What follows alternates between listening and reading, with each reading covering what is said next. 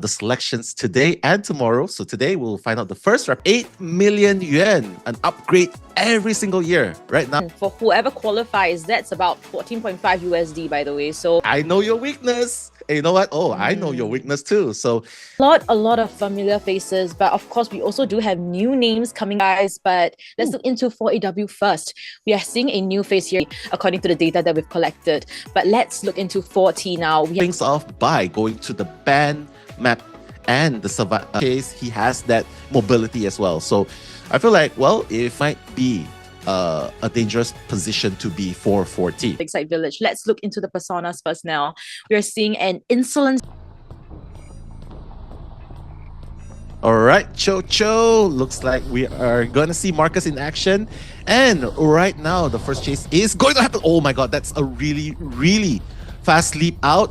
And will he be able to get that direction? He's going to be able to land that first hit onto the mechanic. I thought that he would have at least tried body block using the mech bot. I mean, it's better to have full health, right? And sacrifice your bot in this position. But it seems like Jidu is not going to drop the bot just yet. Okay, good position. That's what happens. But you got to be really careful. Maybe dropping the power. Oh yeah, that's not the best position to put the bot at, but it's okay. Jidu still has one more bot to utilize when necessary. Blink's gonna be up in 10 seconds, so will he be able to gain that distance? Yeah, unfortunately, just really forced out from their position, but luckily able to get the bot out, but captured into the hunter as we see him place him right in the open air area, giving a free hit as we see Jidu unfortunately down within the first minute of the game, but Cypher progress still not too bad.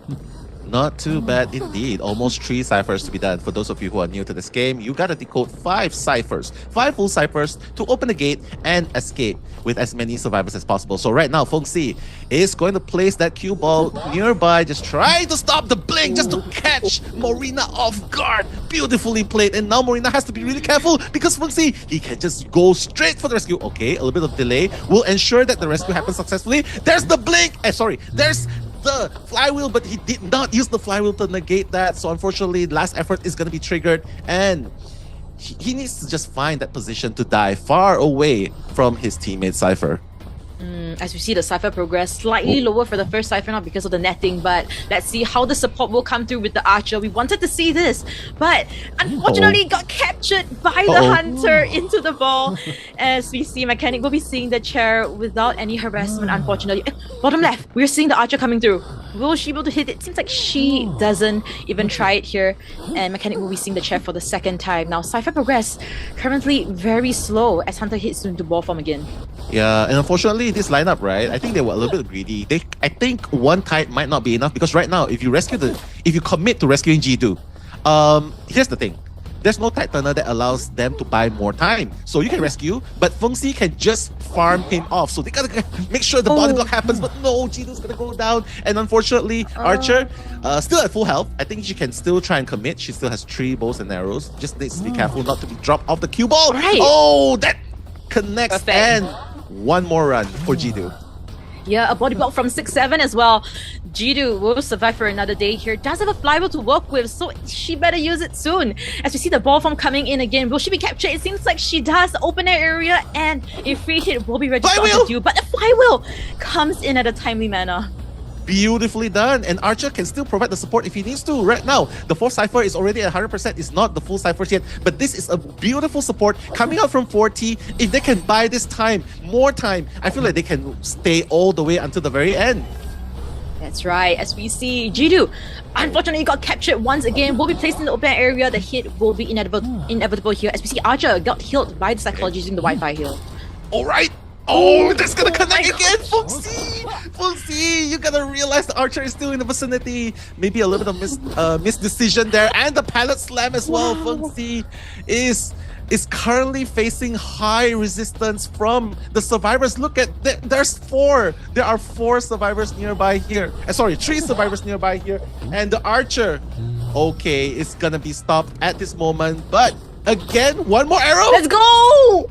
Let's go as we 6-7 triples harassment. As we see Jidu will be down once again. Doesn't have any things to work with already from 6-7. All 3 has been used up very well. 100% hit rate. As we see the last Cypher at 60%, and all of them in relatively good health. Yeah, this is really dangerous, right? Archer has used up everything, but she still has the flywheel available. But you gotta be careful though. Fenge so far, he is going to commit towards that last cipher. Guess who is gonna be in the vicinity? Beautiful flywheel to stop that hit from registering, and Fenge is gonna continue pursuit. Guess who is just gonna keep trying and run away? Unfortunately, that hit is gonna register. I feel like they have to start a new cipher, a 6th new cipher, another area. So this is where things get really dangerous, right, Chocho? Because this mini abnormal is going to continue cutting off the progress of the cipher. That's right. And right now, I believe Gravekeeper survives for another day. I thought another capture would happen here, but luckily for him, he will survive a little bit more here. They need that time to decode another cipher. So now Fenge will hit into ball form and hit straight for 6-7 cipher. Yeah, 6-7. Are you gonna make that trend happen right now? But unfortunately, yeah, this is exactly what's going on, right? Marcus, I mean, he's spending a little bit of time. You know, he's just trying to make sure that he provides enough presence to scare the survivors away. But at this point, with 3 survivors running around, he might needs to make sure everyone's injured. This is where the Cueist will shine very much and wait for his blink to get up before he can capture another survivor again. So that basically the time, the objective is waste as much time as possible until his blink comes up. Yeah, definitely. Wasting as much time as possible would be the solution here for Team 40 survivors. As we see the cipher still being pushed at the corner area. Gravekeeper will just be waiting there, and we do see that little bit of time being wasted with that pellet movement as well.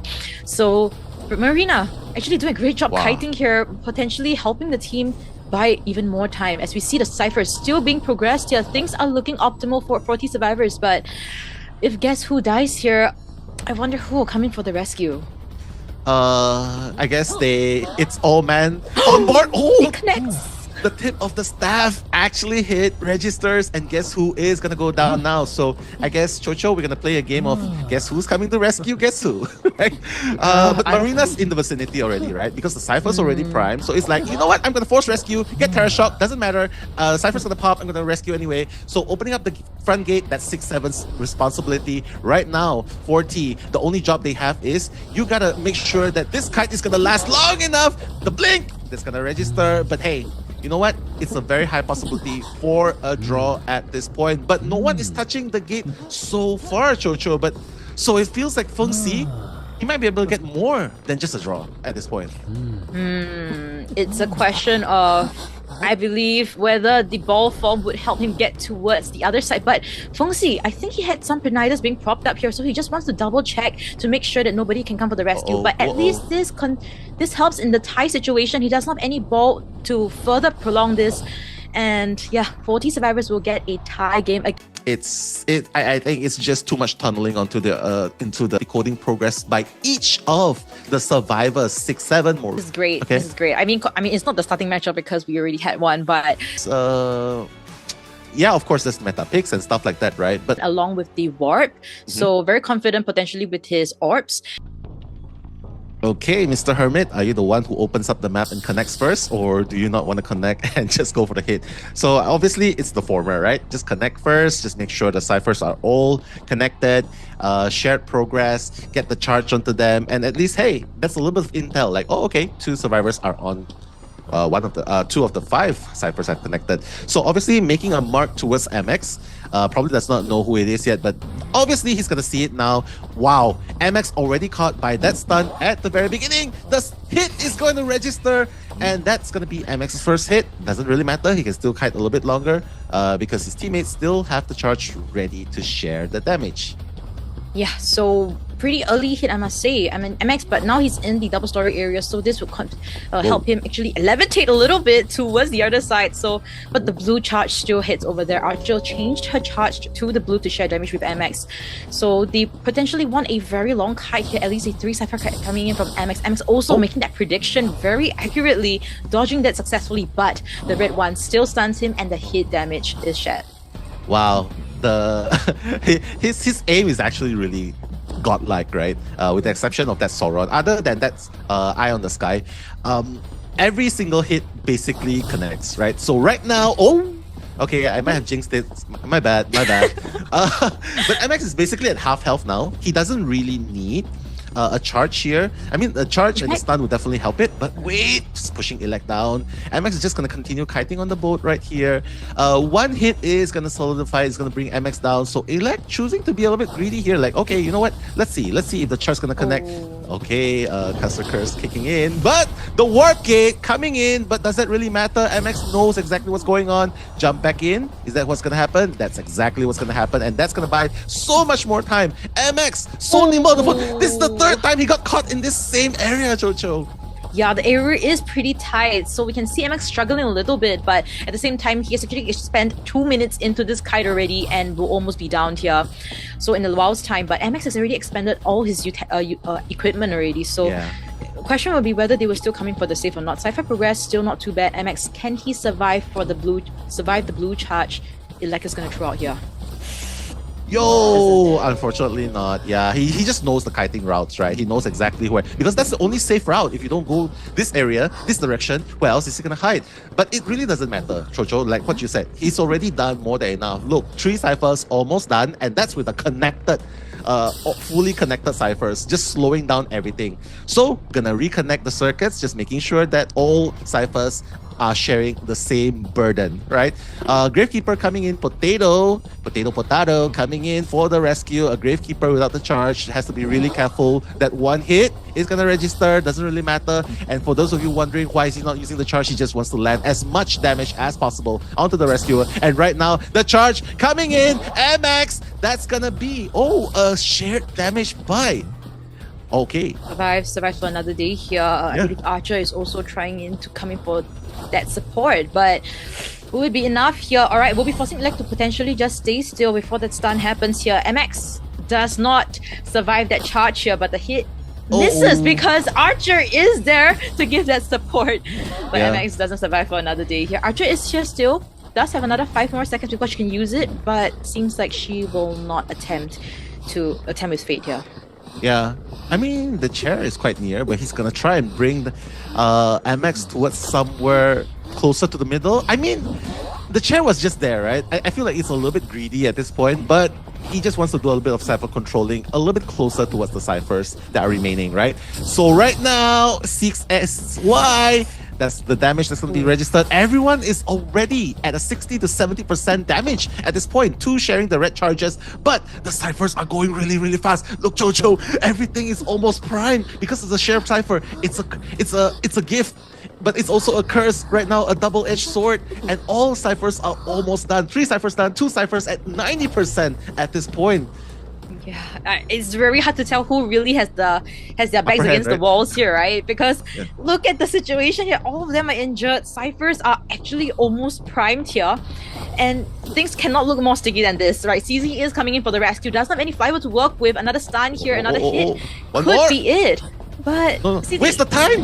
No! I feel like he could have just wasted the time a little bit more, use the double charge, you know, like just make sure until it reaches the very last minute. But I guess he has other things in mind. Sizi is gonna still be able to hold on a little bit more, but everyone is injured. Whoever touches the gate will have that charge, and I feel like it's still a very dangerous situation for AW, even though they have 4 survivors up, Jojo. Yeah, it's a very tough situation. 06 SY as well. Really want to buy as much time as possible for his teammates to run to the other side, open that gate. But the hit still registers, unfortunately. Now, someone is already at the other side, but I believe both gates are being connected, so it will be slowed down by a lot. Warp is available for Elect though, but can he catch anyone with this warp? That's a huge question we have here. That's true. You can see Potato and Sizi, they are both scattered, both at different directions. One at the north, one's at the south, right? Because he knows if they go for MX, if he goes for MX, at least he'll be able to, they will be able to come in and do a backdoor rescue, right? But now, well, he's just, okay, once he confirms no one's in the middle, he's going to go straight for the warp gate. He knows that someone's at the end game. Oh, can MX open in time though? No, unfortunately, the stun's gonna happen. 99%, unfortunately. Oh my god, 99%. And the 3 best friends are gonna be alive. It's gonna come out. It's gonna signal where they are. But I think it doesn't really matter because the other gate is also at 80%, so that might be the opening they need. Wait, will it be enough for the warp gate? Can he make it through the warp gate again? No! He like 1 second later, and now it's gonna be 3 survivors out the gate. Leave it. It's like, okay, you have no more resources to use, but you're still... It just understands Hunter just in and out, whether if it's non-match. The second round, the second match actually, and this is good. But Sculptor coming into this mix here, now, how do you feel about... As long as you dodge the statue and maintain distance, that's not much with a blink, whereas the survivors, as expected... Alright, let's see if 4AW's Fenge can add insult into an injury here. As we see him heading straight for the center area, we're seeing Marina decoding the ciphers already and running away just right now. Bye-bye. I mean, you gotta gain distance, right? You gotta gain distance. You gotta mind game the statues a little bit. And this is exactly what you gotta do. Marina taking that first kite. He is the puppeteer after all. Oh, the chip damage! You gotta be careful, especially during blind spots when he tried to sandwich you through the windows or through the doors as well. So Fenge already gotten the upper hand, 1 chip damage, but it is a very difficult place to kite. The love letter already coming in. Marina has that window valet support. No! That's a blind statue! Right. My goodness, what a game coming in from Fenge, and third one coming through as well, and the fourth one missing out just slightly on that pallet. But what incredible statues we're seeing from Fenge. Marina also understands that Hunter might potentially be going the other side and head straight for the center area, but dying at the center is definitely a no-go here. As you see, Fenge still trying to play the catch-up game here. Blink is already available, and first skill popped off already. Insane. It's not every day you can see a Sculptor relying solely on the chip damage. The 4th time without using the puppeteer from beginning until the end. Of course, the 4th hit, definitely you cannot use the puppet anymore because of the 75% damage. But that's insane. Fenge did not swing his normal attack at all. That was all chip damages. I'm not too sure whether Marina was facing backwards or facing forward when the statues were hitting, but regardless of all of that, it was really unfortunate. Fenge actually chased someone without the flywheel, which is Marina. As we see, the Jidu will be coming in for that rescue. Does have a stun, and also the statue also pushing her back slightly, trying to get that chip damage onto her to pressure this rescue. Let's see how straight she's gonna be here. As we see the hit, still unfortunately, the first chip, the second chip missing out. Unfortunately, the hit registers, but the over half rescue now. It's okay. I think he just wants to be really safe. Unfortunately, Marina is just 1 chip damage away. Sculptor's already at full damage, but he still has a blink to work with. Marina running out in the open! Marina running out in the open, and unfortunately, the after half rescue and the no tight turner situation is not gonna buy enough time for 4T to finish off the remaining ciphers. Jojo, Fenge, it seems like it is a different Fenge from what we've seen on the Cueist right here, and it's showing that, you know what, Sculptor is still very relevant to me. Thank you very much. Wow. This is the kind of game that is really surprising to us, right? Because Fenge, we don't know his character pool at all, but he does have a pretty good Sculptor gameplay that we're seeing here. As you see, guess who will be kiting a fully skilled Sculptor here with a blink available. So he got to be very careful here. Insta-down could be possible here. That's true, but he has the Nike shoes to help him run a little bit further during that time. Fenge probably knows what's going on, just has to make sure that he clips the window, and that's gonna end up with another one, another chip, another blink hit. That's gonna go down, and they don't even have a last cipher yet. Chocho, the only thing that's going on for 4T right now is the fact that, well, they're mostly healthy, but this is where things get really, really difficult, right? How are you going to finish off the cipher when the last cipher is nearby where the survivor is shared? Although it's only 20%, right? I think they just gotta start a new cipher right now. At this point in time, we really need someone to rescue this game. We have 2 harassers outside, but Antiquarian is clearly a little bit too injured for this. Another second skill, and she'll be down already.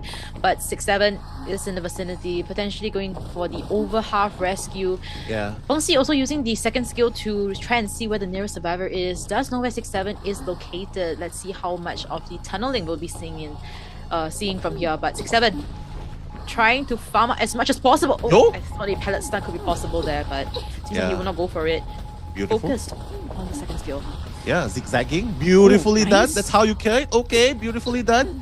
You can definitely wait a little bit more. Oh, right. Beautifully done. He can use the 3 stacks, and that's gonna be a little bit more time bought for the postman, already giving the Nike shoes for him to run even further. He's not even gonna care about 6-7. Yeah, I think he probably needs to chair him right there and now because he knows that the Cypher is probably almost done. So right now, Cypher is already close to being primed. Postman is the only one.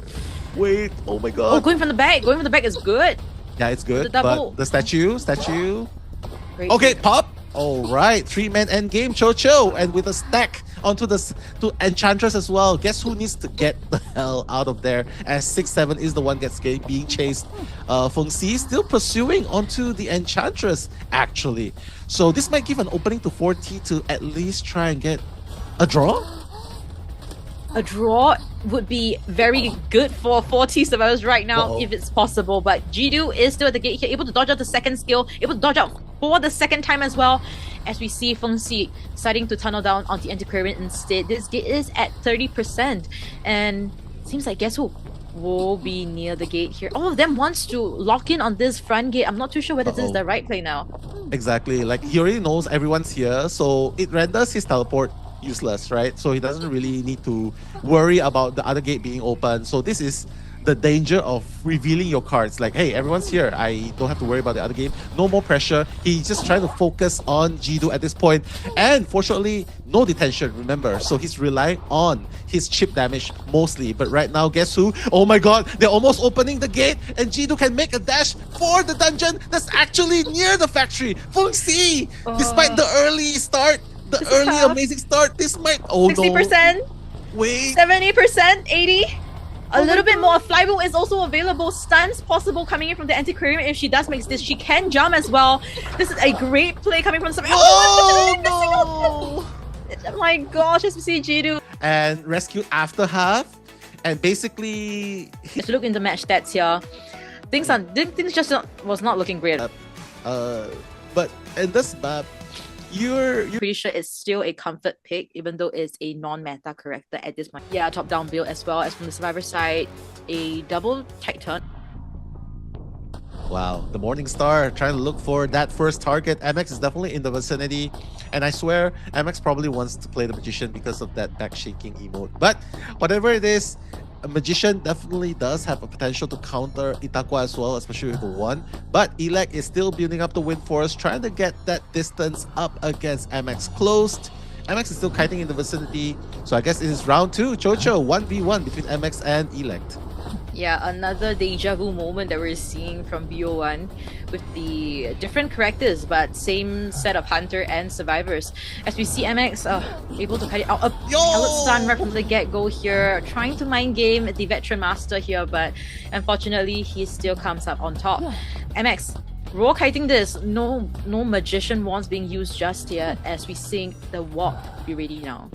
Yeah, this is hard. This is really hard. He's forced to vault windows. He's forced to break pallets. Without the Wind Force, it's going to be difficult. And look, he knows when he activates the Wind Force, he cannot break that Cypher up.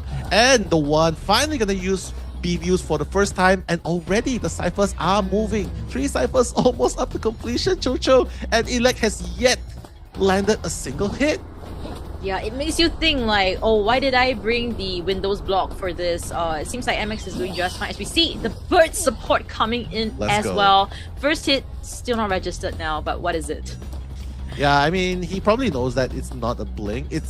He's still thinking. He's still thinking. It might be something that gears him up towards the late game. He knows that's probably his top-down build. So right now, the one's going to be used for the third and final time.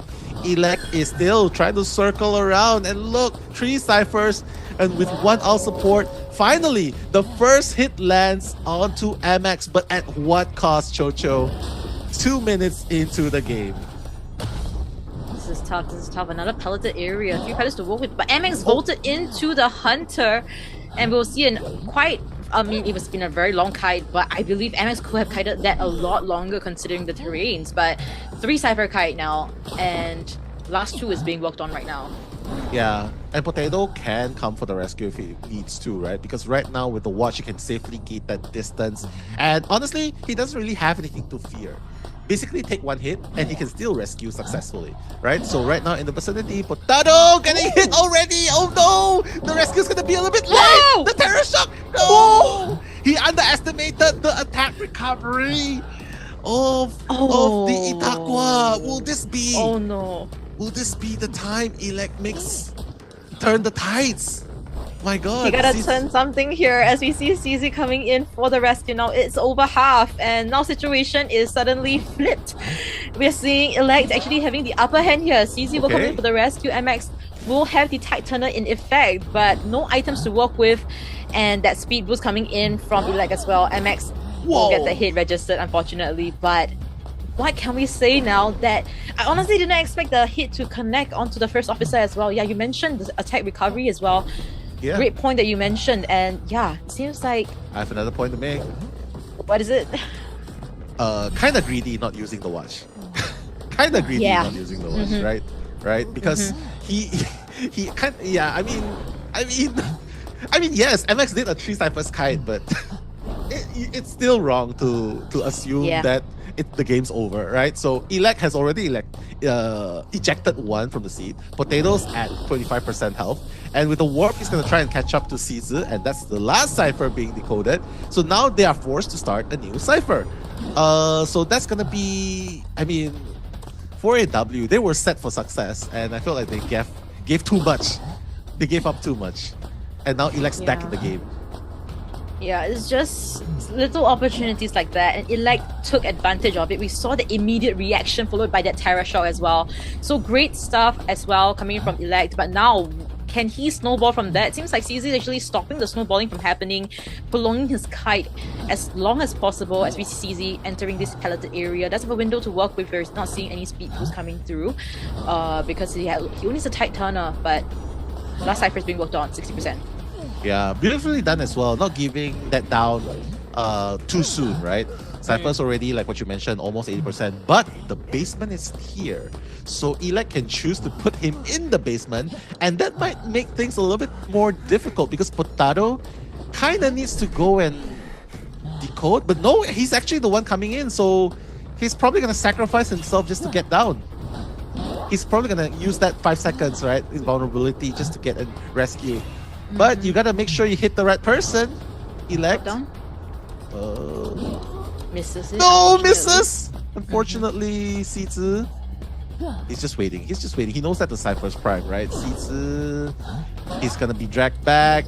Cyphers can be popped right now. It's gonna be popped 3-man end game. Unfortunately, that hypnotism right there, that's gonna allow the successful rescue despite the first officer being down. So Elect, a little bit of hiccup there, but once he gets Cizi down, it might be safe to say 4AW has at least secured a draw. Absolutely. As we see the other side of the gate being opened already, so this would guarantee the tie game that you mentioned. The warp will not be put into effect here, but we didn't really see the effect of the warp right now coming in. The trade was actually... You're still going down after Cypher pops? True. 115 seconds containment time coming from MX right from the get-go. We know... Just Joseph, maybe not Joseph, but... yeah, I mean, yes, Fenge is gonna go back to his roots and go with a high... Yeah. Honestly, right? Okay, I'm gonna give one opinion, right? And with the 3-6 blink up against the 2...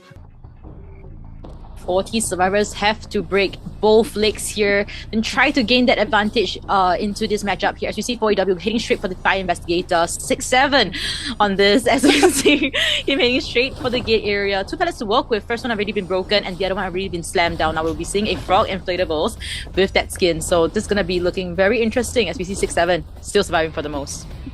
Oh my god, how many times I'm gonna hear 6-7 in this game actually? But beautiful inflate, right? Just blocking through and then with that distance, but also beautiful double back by Fenge and probably gonna get that first hit. Oh, just missing a little bit, but no, he's not gonna risk it. He's just gonna take that hit and try and transition to the shack area where he will still have another pallet ready to be used. Jidu is in the vicinity, but I think Fenge knows, right? Fenge knows someone's behind, and that was sort of anticipated, right? He swings right at where he thinks the survivor is going to try and pallet slam it. Oldest trick in the book, and now he's going to change target to Jidu. So Acrobat already at half health, and the blink is already up, Chocho. Yeah. This cat is chasing very fiercely as we see one of the mouse will be down now with that instant blink situation. Oh, no. Unfortunately, unable to predict that. Flybow will be used potentially after this rescue as we see the Cypher's just not too good. And only one TayTien in the matchup, which is on Marina. Yeah, this is very unfortunate. I think he fell for the oldest trick in the book, right? He knows that someone's going to be camping that pallet. He knows someone has been decoding there. So obviously there's someone providing that support. So a very unfortunate start for 40. But Fengxi is still not out of the is not in the clear yet, right? As the Weeping Clown going to manage to successfully rescue, and now taking a taxi, he's like, wait a minute, what's going on? I just want to get out of here. But unfortunately, when you're in the last effort, I don't think you can actually follow through. But so far, good one. Missing so far. And going back, doubling back as well. Fengxi has to get rid of his acrobat. Wow, what a good rebound kite. Yes, buying so much time for the team here past the TayTien period, but this time around he will be down here and Cypher is just not quite enough. 4 Cypher is being worked on, but the 5th is still untouched. We're seeing on the bottom left that Weeping Clown is getting healed up by the Fire Investigator. So yeah, I think Weeping Clown is going to come in for the 2nd rescue as well. Yeah. I mean, he has to, right? Although he has no more TayTiener. And that's the thing. You gotta have more TayTieners. But we already know that they are trying to go aggressive. They are trusting their kiting prowess 100%. But right now, Marina coming in for that 2nd rescue. And this time, he can actually use... Wait a minute! He was trying to use it just to gain distance. But now, he at least, with the help of the pallet blocking the entrance, he'll be able to rescue right here, but obviously he's just gonna have to walk through. The red bomb is gonna be silenced a little bit, but now the Uber is gonna be in effect. Taxi, no! Taxi! Yeah, I mean Uber, right? Follow the Singapore law. Very good driving. Very good driving, sir. Okay, taking the hit as well, body blocking as well. So right now, his skill, the acrobat skill has been refreshed as well. So this kite really, really matters for 40. There is no last cipher, but Fengxi, he's still chasing Jidu in the vicinity, trying to get a hold of it. And no, Jidu falls right into the hands of Fengxi. And unfortunately, once he is chaired, Marina probably wouldn't be able to get back up in time. No resources in his hands as well as the last cipher, Chocho. Only at 40% right here. Yeah, stagnant. And I think they're gonna go for the hero as well. We see Help Me from the Fire Investigator. Weeping Clown has already expanded his own self here. So if Fengxi wants to play this well, he can just hit and just go chase down the person that's decoding. And if we see Marina getting that terror shock, unfortunately. Yeah, that was very unfortunate. I mean, it's a good job. It's a good mindset, right? Good awareness, right? You gotta heal up first in order to be ready for the late game. You want to be able to reach that and make that rescue successfully. Fengxi still has the blink ready, so he knows what's up. I feel like this is a very dangerous position for 40 because Fengxi can obviously, as long as he can find the survivors that are running midway, and he's actually at the wrong place, right? He's giving a free pass for 67 to actually make that distance. So has to be really careful. Right here, makes that rescue very, very soon before half. And the Cypher is already at 75%. Honestly, he can go 6-7. Okay, trapping him in between. Oh, the cute Carrero. Buying enough time as well. 90% Cypher, 92. Marina, will he be able to make it until Cypher is primed? And the answer is... yes, Marina. Yes. Just buy a little more time. Buy a little bit more time. Pop the cipher. Run to the factory. That's where you gotta go. That's where you gotta go. You have no more item. And obviously 6-7 in the vicinity as well. Fengxi, who is he gonna chase? He obviously wants to get his revenge against the Frogman. So he's gonna chase the Frogman after all. But wait, Marina out in the open. Fengxi doubling back. He's going back for his original target, which is the Weeping Clown. And Fengxi just making a mad dash. That beeline, that blink hit. He's like, you know what? I'm gonna commit the blink right here. I'm gonna get that draw. I know that 4 AW survivors are gonna pick up after me, so you know what? It's totally fine. It's totally fine. Get that draw, and seems like Fengxi is gonna end his pursuit right here with the Weeping Clown. GG. Stuff coming in from 40 survivors, definitely GG. Yeah. Well played, I must say. Let's get a draw, and then that's when we send in the cavalry, aka Team Hut. And of course, Chocho, you did mention acrobats perfectly placed. Yeah. First time I'm seeing this, like this kind of Uno reverse. This is do or die. I mean, banning a disciple rather than a Goatman or 4AW or 4T, Guys, tune in. Do or die for 4T.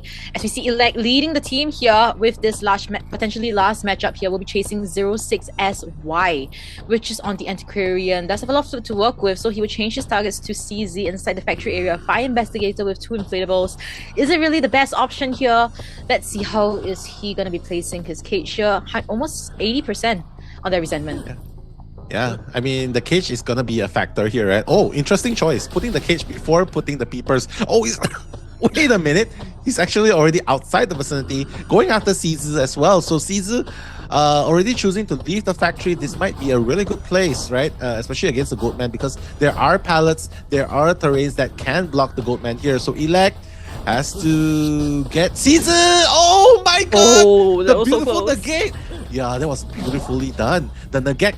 But fortunately, there was enough resentment for Elect to go for the second cage, and that's gonna nail the first hit. CZ needs to be really careful though. He still has 1 more inflatables to use, whereas Elect, he has 1 more cage coming very, very soon. So the placement really matters here. Yeah. CZ, giving that free hit, unfortunately. Now stack resentment is at 60. Let's see how well this cage will be placed. Just CZ also channeling his inner inflatables as we see him. Oh, that back lip though, now pretty nicely done by Elect. Very nicely done. But you know what else is nicely done? The Survivor Cypher. So it actually, Caesar's kite actually bought an almost 3 Cypher's kite.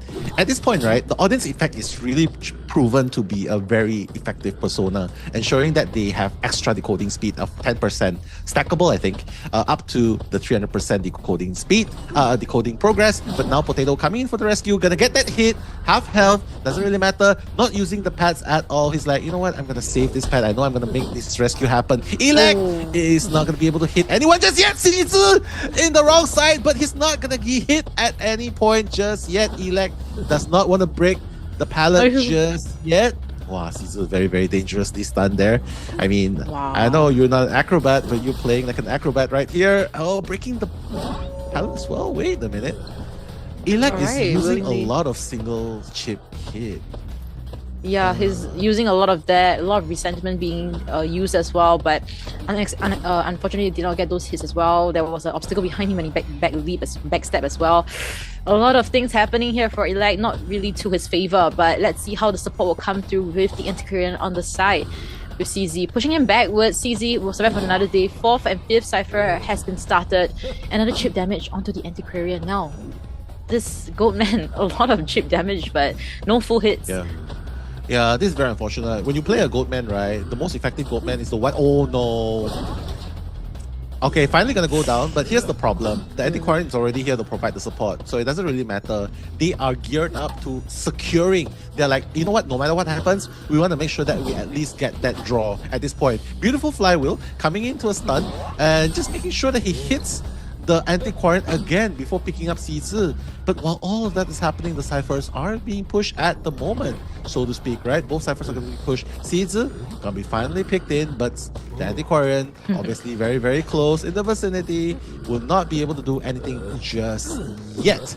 But Chocho, last Cypher about to be primed, and 4 survivors are still not sent back to the manor. They're still up and running. Yeah. Very good progress coming from 4AW survivors. We need to remember what the winning condition is for 4T to move on into potentially a BO3 overtime, which is at least a 3k. Now, not even a single survivor has been eliminated yet. Now, rescue has been done. Terror shock happening. Cyphers popped left and right. As we see Antiquarian also coming in with those stuns. Still don't want to change his trait just to get that hit, but a little bit too late, but the hit still registers regardless, so I guess that's still fine. Both gates have yet been opened now, and what do you think should be the next focus here after this sharing of the survivor? No use staring, no use standing here, no use securing here. You gotta start finding survivors in the middle ground. You gotta start using your resentment cage, double resentment. Just go and make sure you find the Tinnitus, then you start hitting, but unfortunately one gate has already been open. Lantern is already open. Once Potato gets out of there, and with the 3 pets he had available earlier on, I don't see that as a problem at all. Yeah, he doesn't have resentment. If he had resentment, I think that would have been even better. Oh, wait a minute! He's already out. Yeah, unfortunately. So that would be the victory condition being secured for a W. Getting a draw would allow them to draw this game and ultimately move forward with a 1 win. But I'm sure 4AW wants to go with a 2W right here. So game's still on. Elect has still not given up. He's like, you know what? I'm going to go down swinging.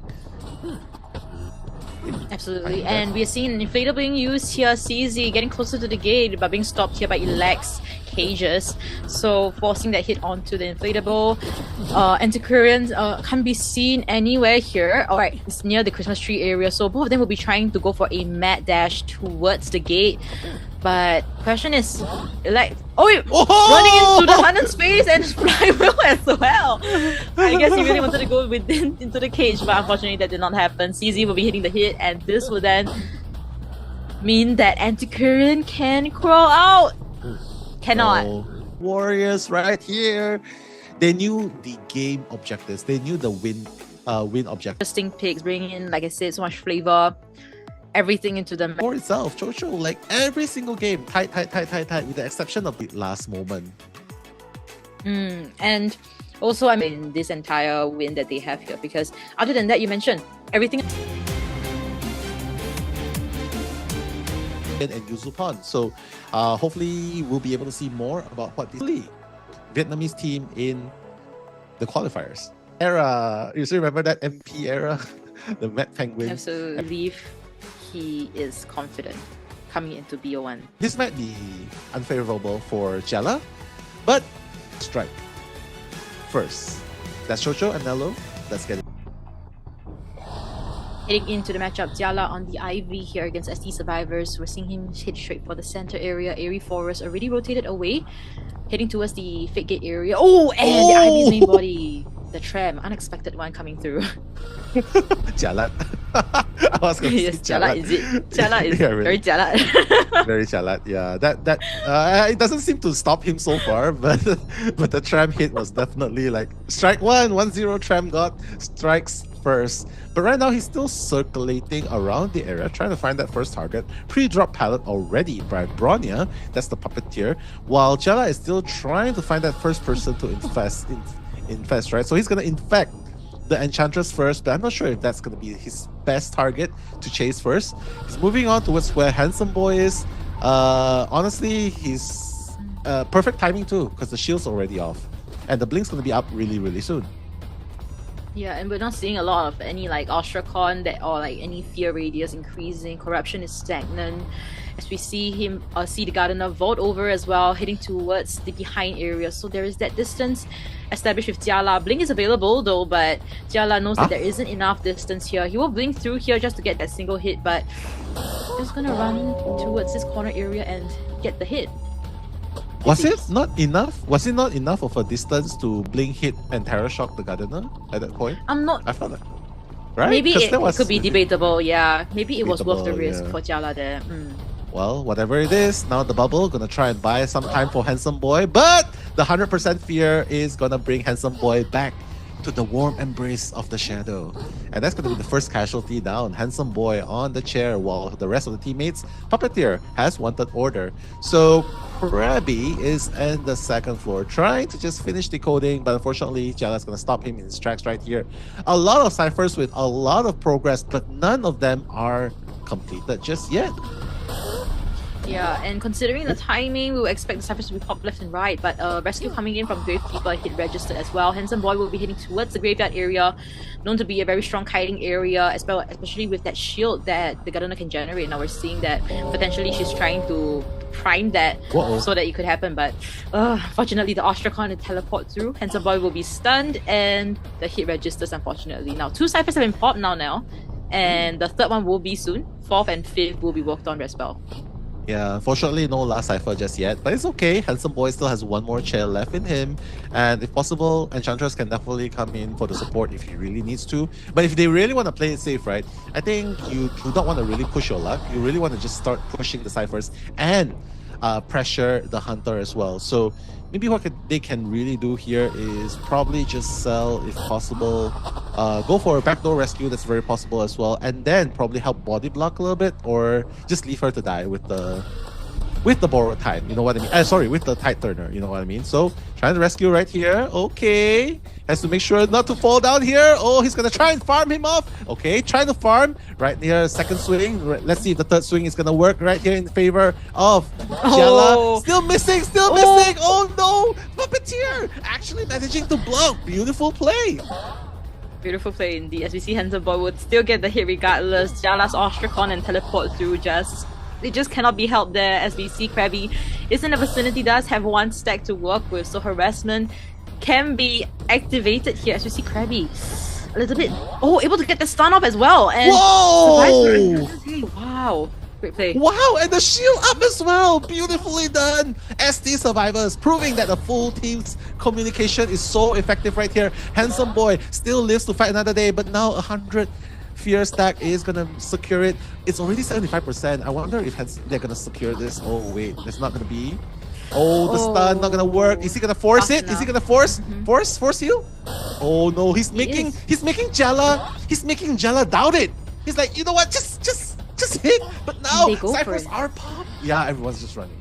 Jojo, everyone's just running. 4 men out. Jiala is really facing a very Jiala situation right now. What can he do to salvage this situation? You know, he still has a blink up, but he does, but it's just so many things that I'm not sure how Jiala is gonna map control at the end game here. Things are not looking great. Handsome Boy is in this vicinity. Ostracon can be placed there. Teleport can happen, but like I said, the other side of the gate has been opened. And we only see one survivor at the other side, which means the other one might be going in for that rescue onto Krabby. Yeah, I mean, definitely. And he knows that there's... Oh my god! The shield, 0.5 second missed timing. But right now, Gravekeeper going for the rescue. Enchantress closing in right here. And the rescue's going to happen before half. Wanted order onto Bronya. He probably knows that the cipher, the gate has probably opened. But Jiala is still in this. He can definitely still secure a draw if he wants to. Irie Forest needs to be really careful. Still has that shovel to work with, right? If he really wants to body block. All he needs to do right now is just make sure that Krabby is out of sight. But that's not going to happen because it is the Ethereal form being deployed by Jiala. He just needs to make sure that he teleports right onto him, get that 100% stack, and that's it. He's going to be able to down it. Right now, Gravekeepers, what's going on? I can't really see where he is right now at the moment, but the 100% stack is going to bring Krabby towards Jiala, and Jiala's going to down him right now. I think ST is just going to settle for the draw, right? No reason to be greedy. They're just going to leave with the 2 men. Yeah, and I would say that considering the start game and the end time, and unfortunately Jiala was like, yeah, he doesn't want to hit in the end. But when the time, survivors also need to make a lot of decisions at that time, because they're probably thinking, if I don't obey, I would like to see oh my goodness, why is the mechanic there? That might be able to turn the tides around. Excitement on the Goatman, so maybe at Everspring Town, we're seeing TayTien on the Goatman hitting straight for the mechanic as expected. This is a very unexpected spawn coming in from RT survivors, especially on the mechanic. As we see, the bot already plays down here, so at least we do have the 5th survivor that will survive for the for when she's Chad, Vivian is Chad. As we see her rotating towards the center area, and we'll play around the pellets. And that's 80% resentment already. There is mechanic is doing a good job so far rotating as well, but no, being very bold actually, trying to just support break the cage at that point. I don't think there's gonna be enough time at all, but lightning as well, just trying to get that charge. Not sure if that swing was very necessary because it's just giving lightning the stack. And now the 3rd stack, right? That's the 3rd stack. And if lightning really wanted to, he could just stop him. Oh wait, actually he can go for lightning first. He can. This is interesting because Hunter has excitement, right? And he does. let's see how is it going to be used here. We're seeing a fly. I'm pretty sure the stacks is going to come through in a while's time. We'll see excitement come through too. Whoa. But great kiting coming in from lightning. Great stuff. We're seeing the first stack being used here. And the excitement comes through, unfortunately. So 1 minute and a half into the game here, and Cypher's is just not that great. But on the bright side, at least the bot is out in the open. It is. They are kind of healing very, very closely, you know what I mean? And the wanted order is actually on the mechanic as well. Fortunately, the bot, like what you mentioned, it's already been released. So that's a good thing for RT, getting the decoding up and started. Honestly, the threat would really be Patty. And it's very unfortunate that TayTien did not manage to get that bomb, that stun bomb out before using excitement. He just wants to secure it as fast as possible. But right now, Baby Top, he's going to be able to make that rescue happen successfully. Lightning still has 4 stacks available, whereas TayTien does not have anything to counter that stacks. So chasing after the Enchantress might not be the best idea, Chocho, because Lightning is going to have a really good rebound kite. Yeah, let's go. Finally, a stun coming through from Lightning, and this is gonna buy a lot of time. We're seeing the mechanic just running like, you ain't gonna hit me. You're not gonna change your line of focus. Yes, we see Vivian will be still in the vicinity. Lightning will be down here, but let's not forget, this is Enchantress talking about. She does have second kite potential, but honestly now, Cyphers are looking so good, but we need them to pop. Yeah, we need them to pop, just so that they can come, you know what I mean? They can come and provide the support that's needed at the very end as well. But fortunately, we have the mechanic that's up and about, and with the bot, a very healthy supply of the bot. That's a guaranteed one cipher completed and possibly stationed for Tinnitus, or better still, late game at the gate. So mechanic coming in does not have tight turner, mind you. So what he can do is let Vivian rescue, farm off Lightning. That can be the point, you know what I mean? Oh my god! Okay, beautifully done, but good still stuff. in the vicinity. Let's see how the body block is gonna happen here for the mechanic. As we see, the body block successfully happens, so things are looking pretty optimal. We're seeing the last cipher at 30% and they're gonna go for a heavy body block situation, a triple kite coming in, and TayTien, let's see how he's gonna do this. A resentment being used here, and hit with justice. Vivian with the stun as well. Yeah. Just waiting, right? Adding insult to injury and 2 pallets down as well. Right now, he has to get Lightning no matter what. And I'm not sure if this is a smart idea. You know what I mean, Chocho? I don't think this is I'm not sure if this is the best idea, having a triple kite right here, like 2 people trying to come and support. Because you have to remember, the last cipher is not even prime! Okay! The last cipher is not even prime!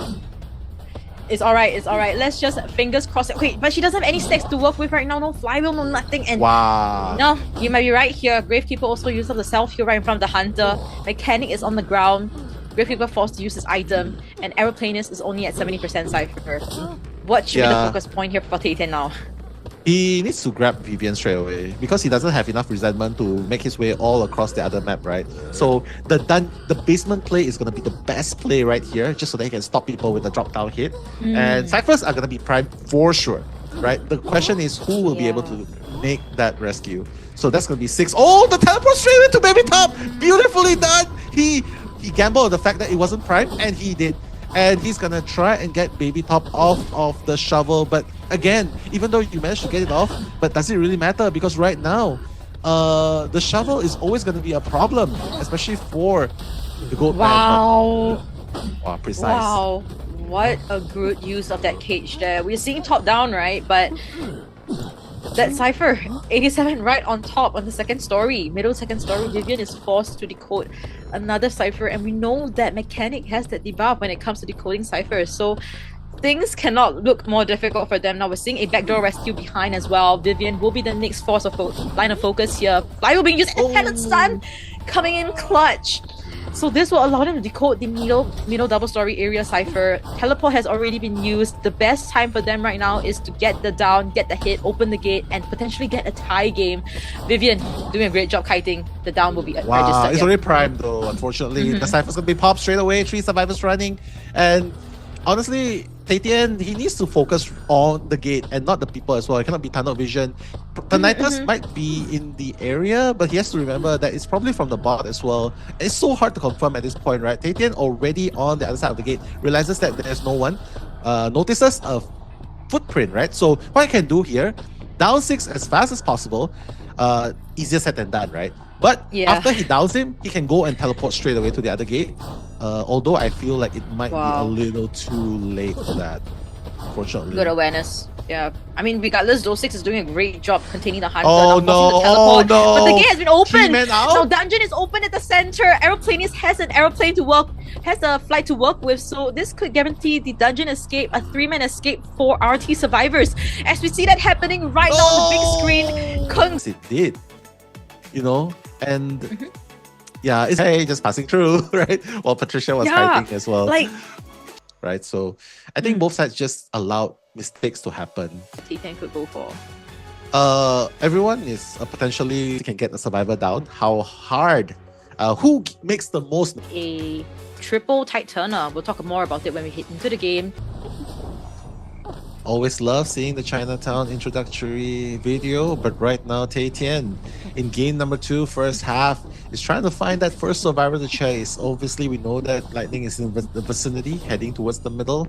TayTien probably spots the blood print, but does not want to commit. Probably just wants to chase the survivor off the middle map. Baby Top is already rotating away, so TayTien is just making sure that he, you know, just buy a little bit of time first, make sure that he gets the timing correct, lands that first hit.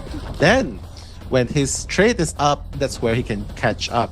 Unfortunately, it's not a blink, it's an excitement like what has been pointed earlier on. So TayTien's still looking for that first target. I'm not really sure who he really wants to chase right here because he's rotated through Lightning, Baby Top, and now 6. So Gardener is probably the target that he really wants. But he's wasting a lot of time, right, Jojo? So much time that... But the ciphers are slow, so I guess that's saving grace. And once again, the pallet slam from Vivian and the excitement comes through. The hit registers, but what does that even bring us? Because now Lightning understands you don't have excitement, and now you're forced to stand still, but you do not. You get stunned, and you're wasting even more time. Now, distance brought out by Vivian is great. Everything is working out to RT survivors' favor, and they need to. TayTien really needs to know what he's going for here. What is he doing? Can he get those hits? He does. He does. Vivian. Again, the almost full shield. The almost full shield, right? Am I seeing what you're seeing right now? All 7 ciphers, all 6 ciphers have progressed so far. Despite all the times there, right? They couldn't get a cipher done just yet. Doesn't really matter. Baby Top, smooth. Not sure what happened to the first pad, but he only has 1 pad left, Jojo. Yeah, I think he was just really far away. Want to come in for that rescue, but Baby Top will still get the rescue regardless. Now, Lightning coming in with the second stun. Now, forcing the Hunter to stand still once again. The stun will happen, and Vivian will get that distance that he needs away from TayTien. But you mentioned already, the ciphers are all spread out now. First cipher has been popped by the Magician. Vivian doesn't know that Hunter will be coming down from the back, and the shield has been registered. But luckily for her, she will hit towards a better kiting area with 2 pellets to work with. But I think she will not make it. Yeah, unfortunately not. And only 1 cipher has been done, Jojo. The second and third has a lot of progress, but still, it's not done. Mercenary is already injured. No elbow pads. So this is where things get very dangerous, Jojo. Mercenary has no more items. He's half health. He's definitely not going to go in for the rescue. Fortunately for RT, they have 3 people with tight turners. But it is a basement after all. So I would say sell. I would really say sell at this point. Because like what can you do to get the Gardener out? Poor Vivian.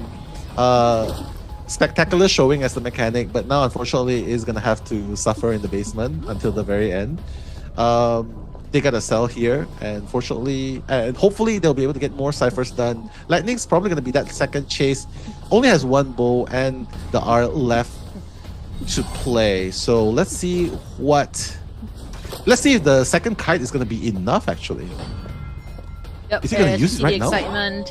Yeah, he does. He does, unfortunately. But at least the hit registers. So on the bright side, things are still okay. He's able to get the instant down. That would be great. But another stun will come through. Triple stun already coming in from Lightning. As we see the second cipher been popped. Third is gonna be. Fourth is very close, and the fifth still has a lot to work on. Yeah, but TayTien is headed towards the right direction, right? Wow. The only thing I would question, is where's the fade back hit as the opera singer? You know what I mean? Like, Okay, You that's finally mentioned gonna it. You register. mentioned it. Yeah. The hit will And- register here. Yeah. Go ahead. And I don't find much value with the excitement because you notice he was shaking off the arrows every single time. He never stopped. And if you brought Max Rage, I think a blink would have been so much better here. But again, we'll have to see. We'll have to see if this decision is going to be enough for them. Oh, the double back coming for 6 instead. So Lightning is still on the chair. 6 is going to be that person going for the rescue. But TayTien knows what's up. He knows what's up. He wants to go in. And right now, oh, Nice. Great beautifully rescue done. coming in from 6. As we see the last cipher at 60% right now. Baby Top, does he know it? Does he run away? He does. He does not have any overheads to work with anymore now. So things are gonna look a little bit spicy here. He needs to open up a chest for a better end game here. He's not gonna be able to survive long with nothing for end game. As we see, Baby Top will be getting the first hit there. They are also opening potentially a 7th cipher. Yeah, so many ciphers being open. But you know what? That's the problem, right? You gotta decide the cipher management. The cipher management needs to be good. Oh no, the Terror Shock coming in as the mercenary. At the late game, if the problem with playing a mercenary, right, is if it doesn't work out in the early to the middle game. Oh no. Oh wait, what? Oh, no. What? All of them are here! they All heal of them are here! Oh, This is fortunately, they managed to get that heal. Yeah. Yeah, But they as long as do. TayTien gets everyone injured, this is where the potential win can come in. So near yet so close, you know what I mean? Everyone injured, and if he gets it, there'll be yeah. I think he can stop the last cipher from even being completed at this point. Yeah, okay, so here is the window of opportunity for TayTien, right? After downing the lightning, he's gonna force Baby Top to use his self-heal. Once again, Baby Top does not have self-heal for the end game. Yeah. Right? So he can come for him for the rescue right now. But he needs to play his cards right. If he's able to get this, if he's able to force a rescue, if not even better, stop the mercenary from coming in from here because he knows exactly where Yeah, he's he needs to down. find. He needs to find. Yeah, he needs to find. As long as he can find the Tonitas, he can stop the mercenary from coming in. And the one thing that's at a disadvantage, oh no, Baby Top has no items. So how are you gonna rescue? Yeah. You're gonna go down even before the Cypher's Prime. And even if the Cypher's Prime, you are still gonna go. Oh wait, doesn't matter. TayTien can easily come in with the double back. Okay, Baby Top, will you be able to Wow, make the that speed rescue? coming in. TayTien! Wow, my goodness. No self-heal. Ignore. That's the most important Ignore. thing. Ignore. Yes. Leave him on the floor. Ignore. Lock in. Lightning. Let's go. As we see, the other side of the gate will be open. Lightning. I don't think she can make a mad dash for this.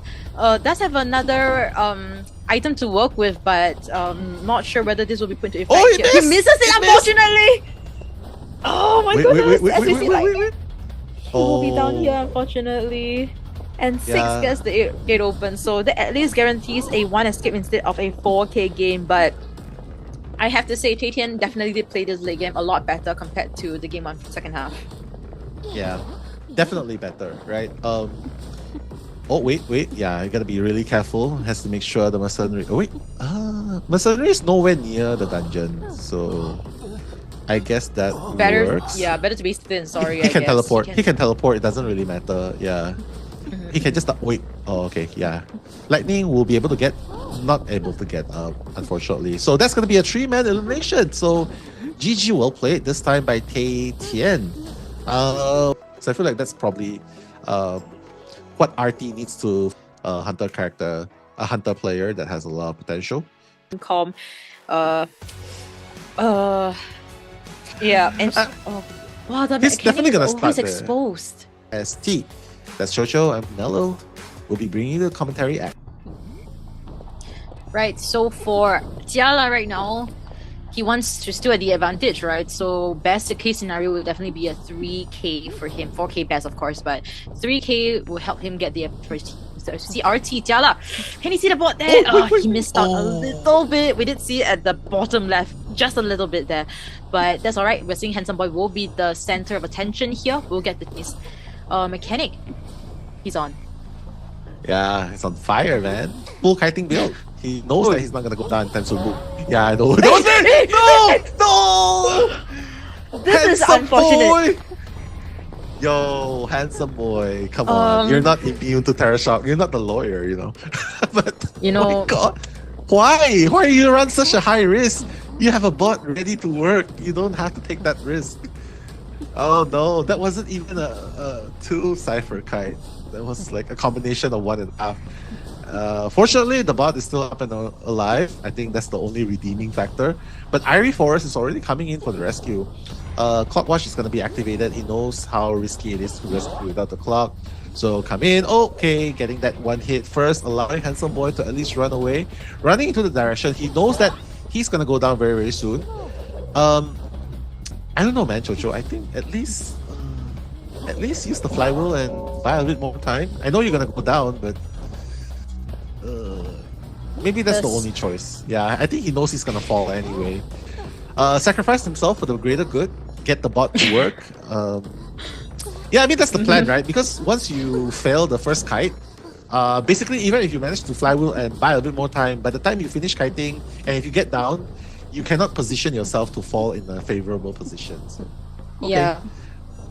I guess being a decoding character, you do have some debuffs and also good buffs like helping your teammates decode ciphers, and we're seeing that so fast as we see Krabby coming for the rescue. He registered, potentially coming in for the support as well, placing down the pallet and flywheel, so there won't be a double down situation here as we see Handsome Boy still has a flywheel to work with, but will not expand it at all in this matchup. We're seeing a bot cipher at 65%, so I guess things are still looking quite okay, but a lot of them are still injured, items being expended. Now, what should be the focus point here for Jiala? Jiala should continue pressuring the ciphers, right? Just making sure everyone's injured. Just making sure that he finds the fire investigator and injured them, or the next base scenario, stop the cipher that shakes the most, right? That's the logical thing to do. But now just removing the bot as well. Oh no, the bot has not even managed to finish his own initial cipher, so that's gonna be a little bit of a problem here, because right now they have two injured survivors, one healthy survivor, but they need. It's a big map, right? Cipher management is going to matter a lot. So Irie Forest needs to make this second kite count. And buy time for them to heal each other up is what's going to happen right here. That happened. Okay. So that happened. So things are looking slightly better for the survivors. The bright side of this is really having the mechanic with the bot able to decode 70% cipher. Definitely value adding to this matchup, but the early down was just really unfortunate. I believe it would have been an even better matchup. I mean, in the cipher progress, if we saw extended kite there, as we see every first. Yo, second Parashock, man. Oh my goodness, Jiala is on fire right now. Is saying enough? I am inevitable, so to speak, right? So bringing him to the basement might be a really good choice. Oh my god! Wait a minute, what's going on? Okay, Krabby fortunately did not get hit there. Very unfortunate if he actually got hit there, right? Krabby, Novelist, obviously, can just zigzag back just to make sure he buys enough time here. But honestly, he's gonna get hit. And well, at least he'll be able to rescue successfully, right? And right now, what they both need to do is get the hell out of this cipher area. Okay, and the hit registers the flywheel there, but it's a corner area was off out, so he will get chat, unfortunately. But we're seeing that this cipher at 91% cannot be popped. It's just crazy. As we see a deja vu moment, we saw it in first half, we're seeing it again, a basement chair. We saw how the mechanic in the first half was just thrown away, no longer rescue again. So let's see how they're gonna come in for the rescue. Fire investigator, I think he'll be dropping down soon. No tight turners though, unfortunately. As he's gonna complete cipher. Looking dire. Things are looking very dire for them. Prawn, yeah, run down, but drop down. No! You gotta finish that cipher. No, they should have completed the cipher there. They should have completed the cipher at the other side. Then they go for the rest. Then they come and pop the cipher. They cannot. They have to complete the cipher. The 99% cipher. You know what I mean? Complete that undercut here and pop. Oh my god! A 4K might be imminent for ST here. Chocho. Bronya has nothing to work with the third Terra Shock, and that's gonna be it. Jiala, that's a 4K right there. My goodness. My goodness. The decision making, man. It's always the decision making. The cipher's so far away. Do you think anyone can go back and rescue? Oh my god.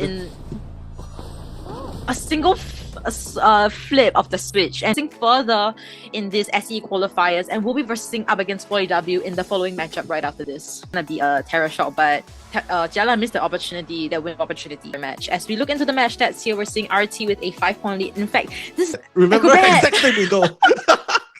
Oh my goodness. So adding that to a moment of history, but with all of that mentioned, RT choosing out the ever sleeping town here for our first. This is pretty hard from the side of YuzuPONN here, really.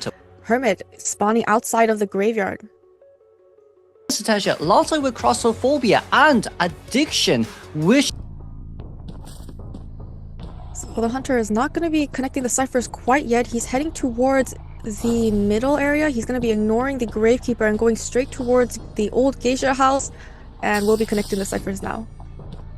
It's not bad connecting ciphers here a bit late, but it's only Puppeteer who has it too. Stalemate available to use to counter, and of course, once again, as Gummy has said, you can tank the full hit without sharing the damage. So the Puppeteer taking the first kite already made his way to the second story, continuously avoiding the line of sight so the hunter can't get the charge on him, so he won't be able to stun him quite yet. We'll be breaking this pallet, so it's going to be harder to loop this area.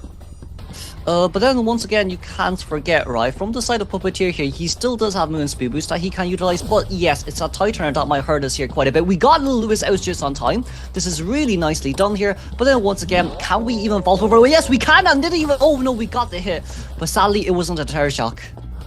Right, and since the puppet did eat majority of that hit, he's only 25% damage. He's going to be looping this area, but with that pallet gone, he's going to be transitioning, but it's going to be caught here in the middle.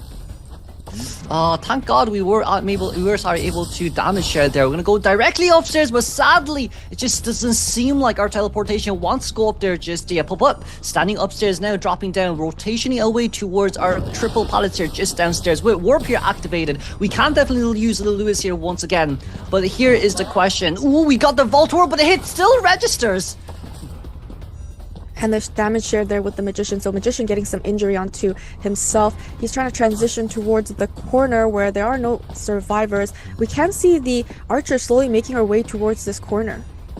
But Puppet, I don't think we can use Lil Lewis here anymore. We don't have enough damage for it, as well as with no knee-jerk reflex, you're just going to play mind games with yourself, and finally that stun came true as the Puppet will go down. But you see how fast these Cypher machines are as well. It's a 2-minute down, and we've already got one full Cypher machine done. And it looks like Potato's coming in for the rescue, slowly making his way towards the chair. Hunter's going to change the connections on the Cypher machine. Bosh. Here we see as well, right, Magician here currently getting healed first. Potato, Gravekeeper on his way in here to rescue. We're currently not decoding here just yet, but we do believe Puppeteer has a huge rebound kite potential here too, as Gravekeeper finally making his way in. Nice dash in here right now, no terror shock here, as we managed to get the rescue safely on time as well. But now Puppeteer by himself, that's going to be blue landed here instantly, and another red, but we didn't get Lil Lewis out on time, so damage will have to be taken and shared. And unfortunately, it was shared, so he won't be going down immediately. That's going to help the Gravekeeper get away and not end up in a 2-down situation. And it looks like the blue charge will land onto the Puppeteer once again, and we'll be able to stun him, downing the Survivor for the second time. From the side of survivors, they've barely just started their Cypher machine. During this TayTien time, they weren't able to actually pop the 3 Cypher machines that they wanted to do. So now we're going to be forced to do a late game rotation. With this, potentially speaking, I don't even think we can rescue here. Magician using his wand to try and make his way in, but those blood trails are more than enough to spot him out. Was able to also get the stun onto the Magician here. He's kind of stuck here. He needs to wiggle his way through the walls, and we'll be able to get the rescue just in time with TayTien. Okay, there we go. Puppeteer on blue. We need to be able to get this Lil Lewis out here just before anything here pops up, but it just seems like Hermit's way too close to us, having no other knee-jerk reflex items or speed boost on our hands to use as well. For Puppeteer, it seems like this is a lost cause. We did get a stalemate there on time, but oh, that teleport went towards the wrong side. Puppet was able to contain after TayTien. Right, but now that he is at 75% damage, he won't be able to utilize his puppet and will be going down for the 3rd time, sending his first survivor back to the matter. Oh, we're going to be crawling underneath the tram, and now that's going to buy even more time for the survivors. Oh, never mind. Well, we got the pickup, yeah. I could have crawled a little bit deeper in, honestly, on that side note, but we did manage to get the heal on towards Magician there as well. Gravekeeper being half healed is okay, as he still does have 2 shovels left on his hands to use, but with our final 2 Cypher Machine here at 54%, Warp here currently ready, going straight towards MX here, as Potato will not get spotted out, and MX on that red, unfortunately speaking, Archer will be able to actually share here on time, but the stun still comes through, a double in fact, and that guarantees us our hit. As that Magician back to half health we go. Right, so the damage is starting to pile on the survivors. They may need to heal or needs to take this kite, but he has no items left. He does not get too close to the survivor, so he is able to make his way outside of the graveyard, but will be catching up with that second teleportation orb. Gravekeeper changing to blue. We do have additional 50% Cypher Machine here from the side of survivors. But now this simply just means that if we land the red on towards Magician, Gravekeeper will have to go down alongside with this Magician. So Gravekeeper, at the moment you see that polarity, you need to go straight into a shovel mode. And Magician manages to dodge us on time there as well.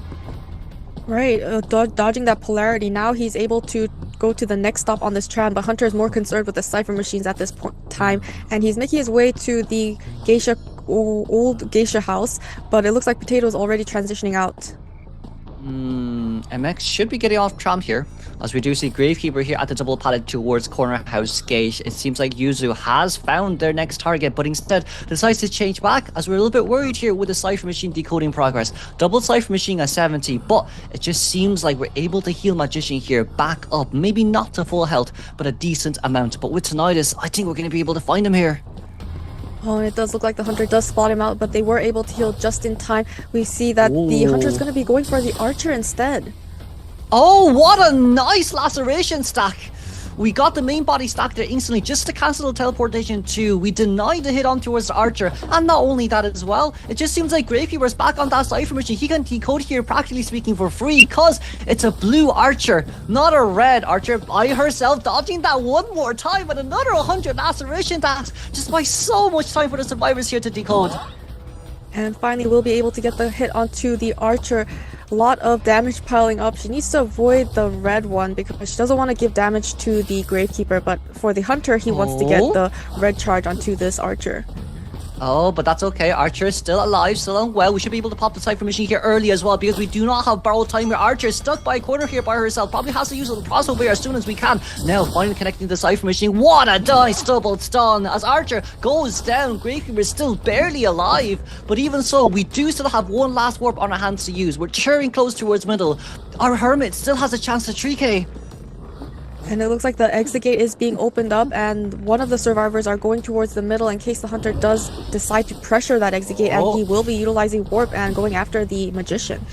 Oh, didn't get the red orb there, a little bit unfortunate. We are going to be able to teleport up. Instantly nice double stack hit, as we will get the Magician down here on time. However, Gravekeeper, we're going to go for the rescue here immediately. I was a bit worried that Hermit would go back with a teleportation, but it seems like we won't be worried about that just now. Magician back on chair, but this is his first chair, as now 2 other survivors here currently, they're all 1 hit down if we get polarities on. Right, and we can see the Archers opening up the exit gate, and the Gravekeeper is going around for another backdoor rescue in case the Hunter does go for the Archer once again. Exit gate, however, is been opened. Yeah, we kind of hesitated there a little bit. If that's the case, then this is a guaranteed tie game from the side of 4AW. Yuzu did really well here, especially with that in-game scenario.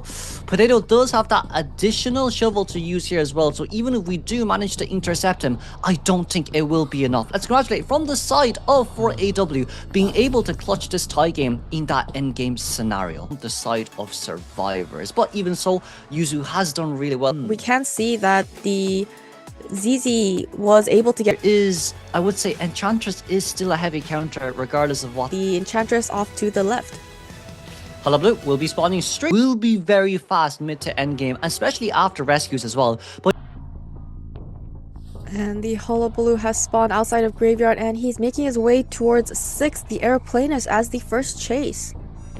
Double surprise. I think we won't be going towards them. Graveyard in middle just seems like a much better option. Nice snowball there landed. As a second to solo surprise, we'll be able to land that fireball as well. So already 2 colored bombs on this Gravekeeper, but he needs to get hit outside of the shovel, so he's just going to be going around here and throwing down this pallet so he can utilize it later. Hunter's going to have to break it so that he won't be able to utilize it, and then he's going to be able to transition out. But double surprise here ready. However, we do see Lantern is here as well with those additional freezing frames that will not land, unfortunately speaking, as we got the shovel out on time. Fun's not the best start, but with that shovel here being forced out, at least we're able to get something out of him. But even so, that's only 1 out of 2 shovels, as these 2 pads will have to be dropped out instantly, and shovel in another 2 seconds is going to be ready. And all 3 pallets have been thrown down. Hunter did break 1 pallet, but there's still 2 more pallets this Gravekeeper can continuously loop, so then the Hunter is now forced to break the 2nd pallet in the middle. But even so, Gravekeeper, we're eyeing towards Corner House here, in which that's where Lightning is currently located at. It's very close towards our Enchantress, as we're going to change targets here instantly. Ench right upstairs here, Snowball here instantly landed. We're going to drop down, potentially get a Fireball landed on time as well. But even so, double surprise here, can we land it on just on time? The Flywheel just to be able to get out here as well. But there is a basement nearby, so we definitely have to rotate out here as soon as possible. Okay, we have the red bomb and the white bomb. She needs to avoid the black zone, but that also means she will be able to stun the Hunter if the Hunter tries to get the... Oh, okay. The tram helping her gain some more distance. But Enchantress, we're doing very well with the tight containment. That's finally our mud ball there landed. But even so, double surprise, only landed on with a snow bomb there. A little bit unfortunate. Can't get anything else on. We've tripled stacks here, which is kind of hard. The fireball there finally doing some job, but that's only 1 stun. We're going to vault over here. No hit on towards that lightning here just yet. Enchantress still containing. As we see here, 3.5 Cypher Machines done by the survivors. Okay, she's gonna rotate the color wheel. Still isn't able to land the bomb here, but it looks like she's kind of out in the open. Will eventually, no, she's, well, okay, we'll be able to finally down the survivor for the first time, but so much Cypher progress for the survivor side. It's 380% decoding progress here in total, as we're able to finish off that Enchantress's Cypher Machine as well. You see that Aeroplanist coming in for the first rescue here, as we potentially want to save the Gravekeeper for a second. But here comes 6. We're finishing up just that 4th Cypher Machine, and now if we can get this Terror Shock, I think we could potentially tie. Okay, he was able to get the rescue with Ty Turner Hunter back onto the Enchantress, but immediately downing him with the double surprise. She's gonna go down at this corner as far away from the chair while she's still... Oh, no, she's gonna go back towards the gate. This isn't bad, but then once again, you can't forget, right? Lanternus is using her living frame right now on that Cypher Machine. There's Aeroplanist on the Cypher Machine alongside with the Lanternus. And finally, we're going to be able to see Gravekeeper on his way in here to rescue with that additional 20-second tight turnaround time as well. Your 2 best options here is either A, to work towards the Cypher Machine that's currently being decoded and force them off and force Gravekeeper to rescue, or B, wait and see how your end game goes. Alright, it looks like the Hunter will be going to pressure the Cypher Machine and allowing this backdoor rescue because he doesn't want that last Cypher to be primed. And, oh, pallet stun onto the Hunter. But we got a rescue there as the Enchantress already rotated so far out. We're currently opening a new Cypher Machine here. Maybe no, not just yet. Looking straight towards 6 here. I feel like Funza wants to see who here does not have borrow time. But all survivors here do have them, to say the least. So we're currently in a lose-lose scenario as we lost where the Enchantress is. And of course, Lanternus once again is just way too strong as someone who you want to play up against. Right, utilizing her projections, it's very hard to land the bombs onto the survivor, but it looks like her ability has been cancelled out with that red zone. And oh, it looks like she's gonna flywheel. Needs to avoid the white zone. She's in this corner. I mean, it doesn't really matter, does it? Can we land this? We can't land this. We have another spin in 2 seconds, but now we're going to be able to see peak Hullabaloo gameplay with the corner kiting. Finally, that hit here will land. But even so, we are not able to stuck Lantis towards the corner as she finally does go down. But see that additional 6 Cypher Machine now at 75%. And guess what? We're looking for additional items here for Aeroplanist himself to use as well. Alright, and Baby Top already coming in for the rescue, utilizing the last of his shovel to make it safely to the chair. But has 2 color bombs, is able to injure the survivor, and he's not quite going for the rescue. He's waiting for the Cypher Machine to be ready. It's primed. Oh, gets the Terror Shock, but Cypher Machine's pop, and he is able to get the rescue onto the Lanternist. But Lanternus continuing really well here. That speed was helping us out here so much. And once again, it's the Lanterns that we're talking about here. Palestine will not come true, but it just seems like that 5-second cooldown has finally ended. We see Lightning here, Enchantress, 5 stacks on hand. Gate currently at 65%, and Orty is going to make it. We're going to go straight towards the gate now from both sides there, and a triple stun will guarantee the gate to be open. And we will be able to see Orty taking that first round. With Funza there, as we see the points here as well, right? It's currently 5-3 with a beautiful... Right, and the fact that every single one of the survivors brought Seem like they want their survivors to get a 4-man or maybe a 3-man endgame. game with her combination where she uses the stun being a very good first chase since all she really has is the bot is From her detention warp. This will be the second half between 4AW versus RT. We have the Peddler spawning here in this corner, and it does look like the mechanic will be taking the first chase. We got the absorption on the ground, so now she has a vine ready to utilize. Oh, we dropped the doll down there pretty early. I was kind of expecting the doll to be used as a, counter vine. So when the vine comes out and mech can't kind of get rid of it, you can just put the bot down and then use it as a tanking absorber. But even so, we're rotating here straight towards Moongate with no one here in this area as well.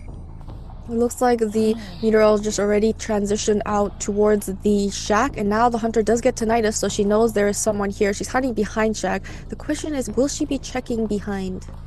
Oh, but we're behind the tree trunk there as rotating towards Potato here instead. What I really like about the survivors is their early game rotation and communication. Yes, we can get items here from the side of Peddler, but even so, you're making it so hard for her to even catch up. And it looks like she finally has found her first chase. Is going to be the patient. She utilized that vine, but she has another absorption, so another vine to hurry up and catch up to the survivor, doing a very good job hiding behind this pallet. Oh, hook there being used straight towards this single pallet here. No need to reflex, just a tight turner on the side of our patient here to use. The distance pulling was nice, but can we dodge this one? We did! That's such nicely done. And so much distance here still pulled. Another hook here ready just within that 5-second time, and the warp here for the catch up, but it just wouldn't land. The chip just wouldn't land. Right, so we have a... Oh, we're finally going to be able to get a hit onto the patient for the first time. Going to close off that warp, and the patient is going to make it to the corner walls. A lot of pallets here to work with. Oh, but Yuzu here is on a timer, let's not forget. Look at mechanics, all their decoding. We got a hit there so late in towards the game. Mech's main body is at 55, meanwhile the bot is at 56. Here you can see Patient doing his best right now. Yes, it is a chip damage they're taking, but doesn't matter that much. Can we dodge his vines? We can't, as he finally does go down. But it's a 2-minute game. Forward coming in. The flywheel came out here as well. But what was that, Shizu? Can we even rescue here after this?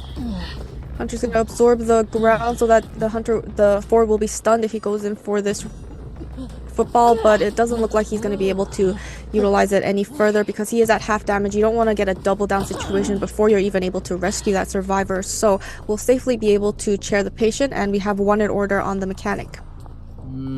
MX coming for the rescue here. Meteorologist TayTien, the only TayTien on hand to use except for the patient there who's already on chair. We're looking to see if we can get a stun hit here, but I think we might. Ooh, nice stun, nice stun here. We're able to get a rescue here as the pushback is going to be enough to allow patient to pull some distance out, but it just seems like Potato's stuck here with a single pallet. We do have vines here ready, we do have another wall here as well, but he is going to go down here in this corner, which does make it really easy for forward to harass. However, once again, this also means that it's very easy to cut off forward at the same time too, but we have to walk out of here first.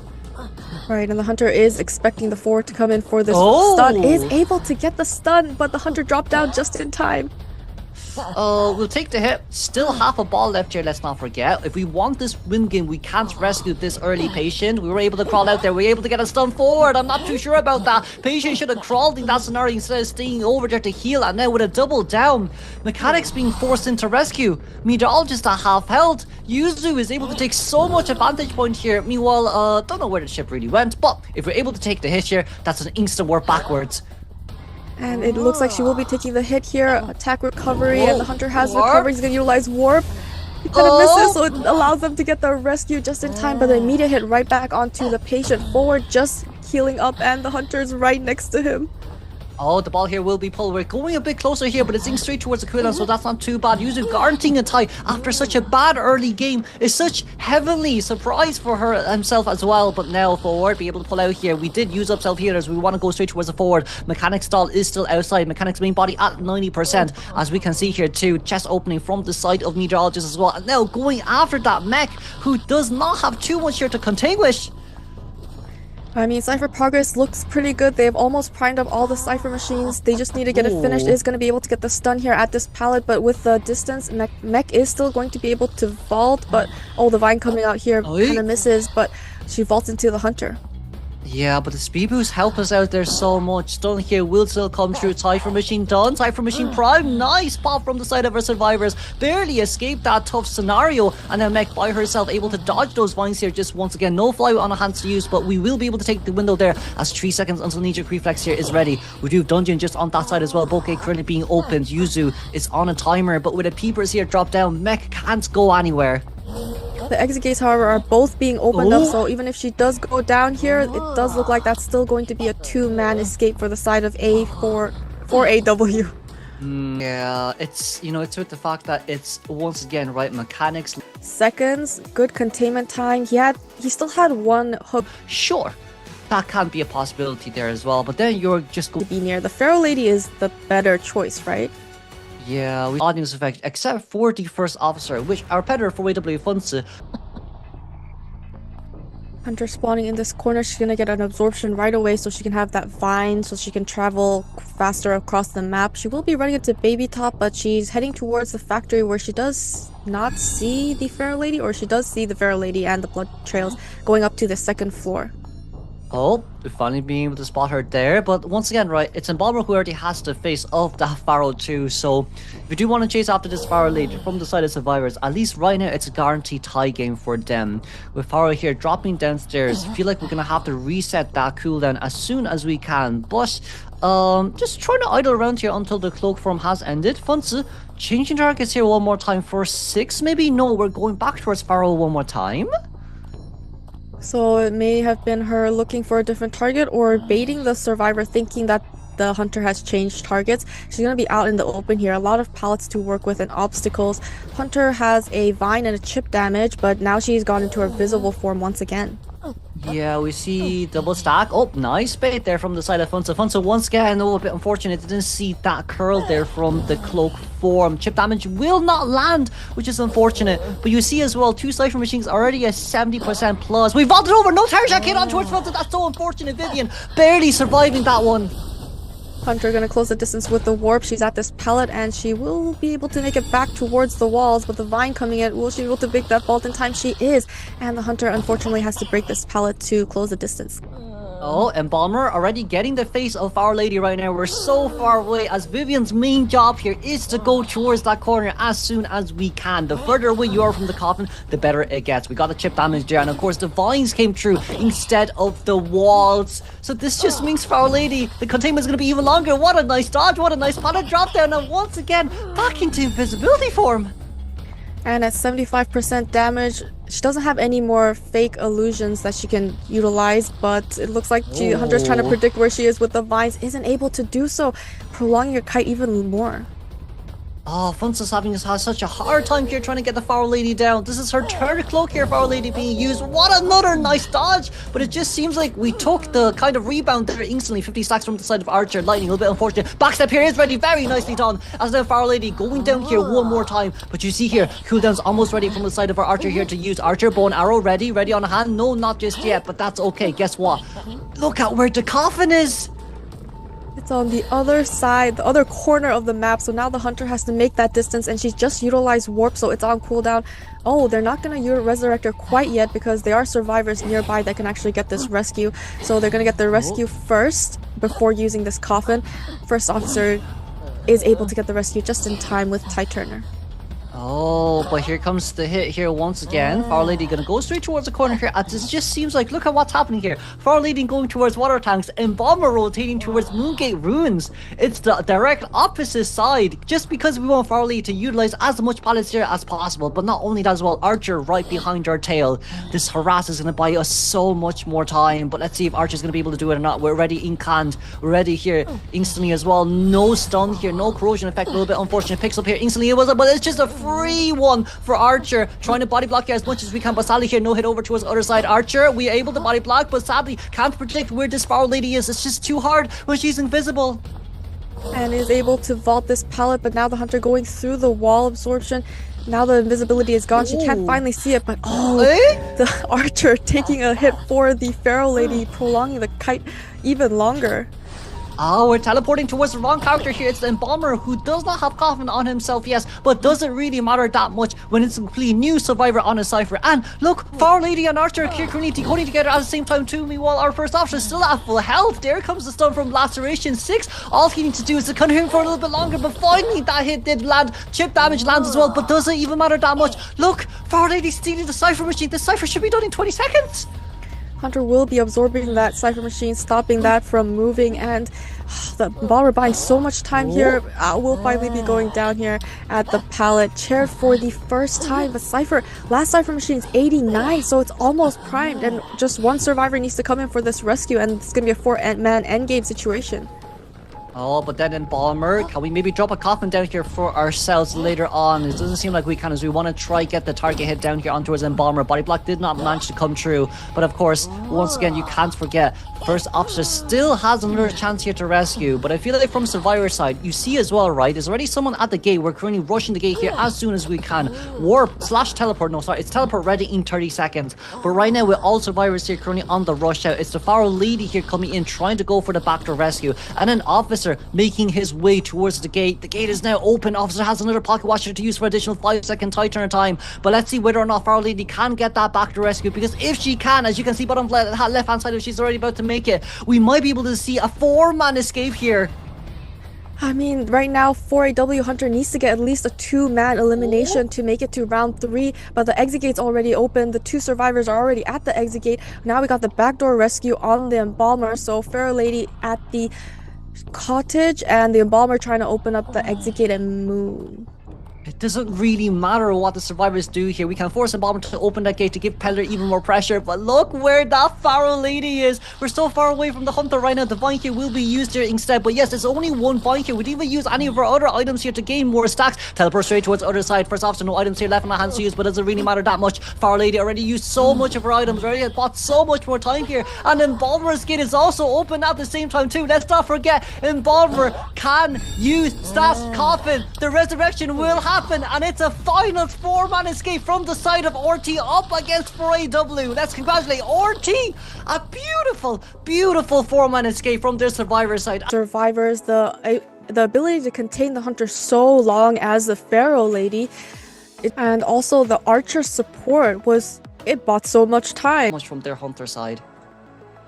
Yeah, and we can see exactly. But like you see here with the match results, 12-5 here. First round, when she was chaired the first time, and even when she transitioned all the way out. So you can't really just stay there stationary and heal.